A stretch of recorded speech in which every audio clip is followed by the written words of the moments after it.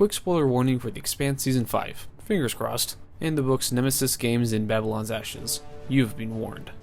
Alrighty then, let's get started. On our installment today, we're doing another strategic review. This time we're focusing on the Bombardment of Earth, seen in the later books.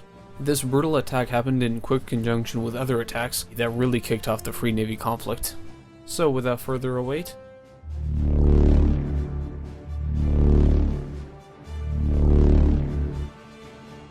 just a small caveat, as with other battle and wartime reviews and analyses, a bit of speculation is used to fill in the gaps, within reason of course. The Free Navy was formed as a splinter faction of OPA extremists that wanted to subjugate Earth and Mars as the Belters had been in the previous 2 centuries. With the gate system having been open for almost a decade now, there was deep-seated turmoil caused by the mass exodus through the gates.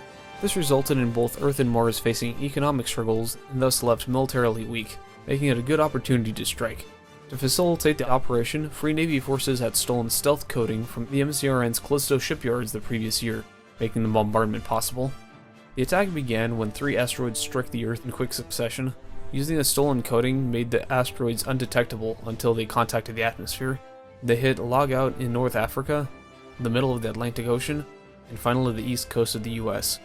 Initial death tolls were in the hundreds of millions, with billions more lost in the subsequent weeks due to natural disasters and collapse of society.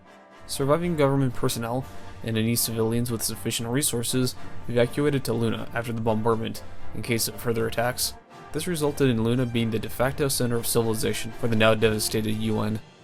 Immediately, the entire UN Navy was ordered back to Earth orbit to help support and bolster its existing defenses to stop any further attacks. This kept the UN's military completely locked down in their defensive position around Earth, freeing up the solar system from their influence, achieving a major goal of the Free Navy. The bombardment was conducted along with an attempted assassination of the Martian Prime Minister and a failed coup on Tycho Station. These, in addition to the barbaric nature of the attack on Earth, led to the MCR and moderate factions of the OPA joining forces with the UN and forming the Consolidated Fleet to directly combat the Free Navy, in a wartime alliance facing a mutual threat. Shortly thereafter, it was found that the asteroids were being directed and accelerated by a prospecting Belter ship under the control of the Free Navy, the Azure Dragon. With the UN Navy on the defensive, and the other 2 factions still reeling from their own attacks, the Rocinante and Martian Marine Bobby Draper were tasked with intercepting and stopping the ship. To keep the Azure Dragon from escaping, the Rossi used only maneuvering thrusters to obtain a very rudimentary form of stealth. Upon reaching the ship, they easily landed a boarding party with the Martian Marines capturing it. The Azure Dragon was then escorted back to Luna to look for possible intelligence.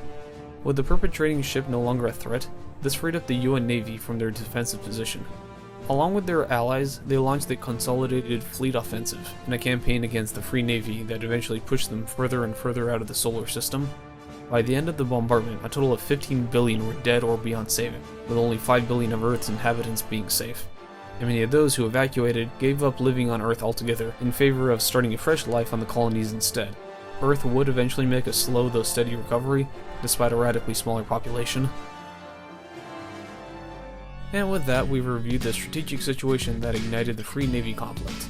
If you would like to see another battle or spacecraft on a future installment, please comment below. Thank you very much for watching today's episode, I certainly hope you enjoyed it. Don't forget to support the channel on Patreon, please like and subscribe for more content, and remember, this was your first pass on the Bombardment of Earth.